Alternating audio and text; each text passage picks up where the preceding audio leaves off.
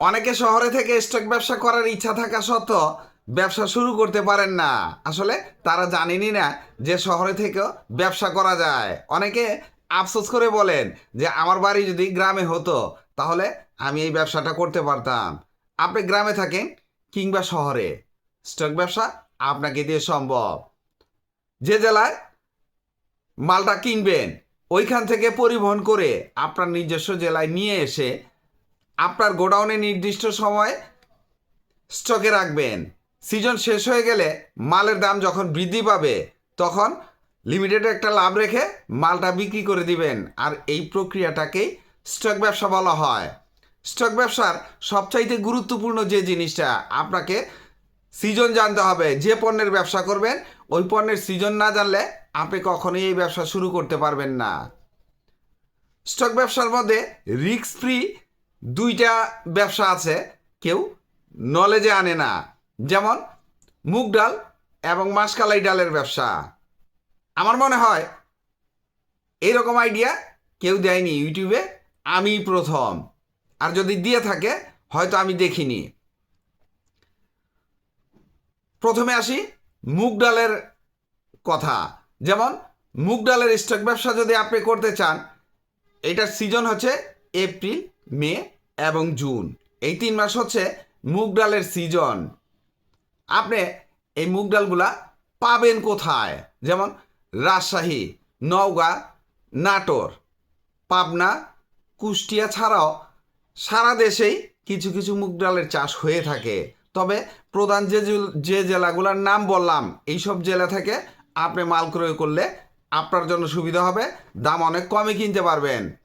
সবচেয়ে বড় কথা, আপনি এইসব জেলা থেকে কৃষকের কাছ থেকে যদি মাল ক্রয় করতে পারেন সবচাইতে ভালো হবে। তবে ব্যবসা করার আগে আদ্যপান্ত জেনে নেবেন মালের প্রফিট মার্জিন কীরকম থাকতে পারে, মালের দাম সিজন শেষ হয়ে গেলে কীরকম বাড়ে, বা মালের দাম আদৌ বৃদ্ধি পায় কি না, এই ব্যবসায় ঝুঁকি আছে কি না, সব কিছু জেনে বুঝেই আপনি ব্যবসা শুরু করতে যাবেন।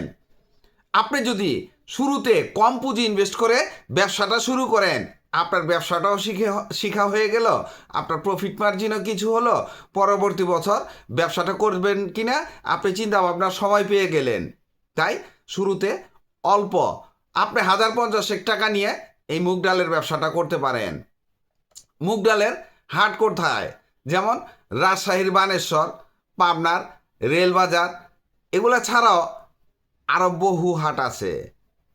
আপনি ওইসব হাট থেকে এই ডালগুলা কিনে আপনার নিজস্ব গোডাউনে স্টকে রাখতে পারেন।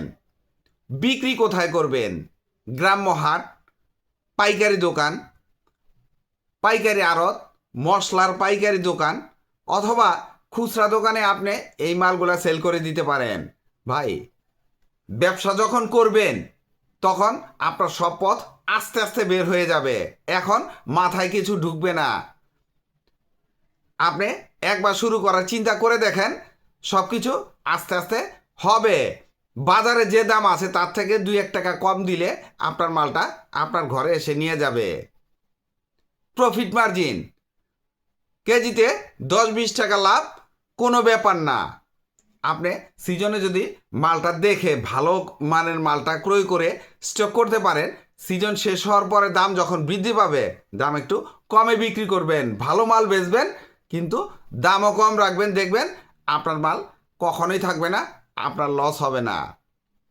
ব্যবসায় ঝুঁকি, হ্যাঁ, যদি আর্দ্র স্থানে রাখেন বা আলো বাতাস যাতায়াত করে না, বন্দি করে রাখেন, তাহলে কিন্তু আপনার মালে ফাঙ্গাস পড়ে যাবে, পোকা ধরতে পারে। এগুলা থেকে সাবধানে রাখার চেষ্টা করবেন। মাসকালাই ডালের স্টক ব্যবসা সিজন নভেম্বর, ডিসেম্বর, জানুয়ারি, ফেব্রুয়ারি, মার্চ। সিজনটা একটু বড়, তাই এই মালটা সিজনের মাঝামাঝি কিনতে পারলে ভালো, একটু দীর্ঘ সময় স্টকে রাখতে হবে। আর এই মাসকালাই ডালটা কিনে আপনাকে কিন্তু ভাঙানো লাগবে।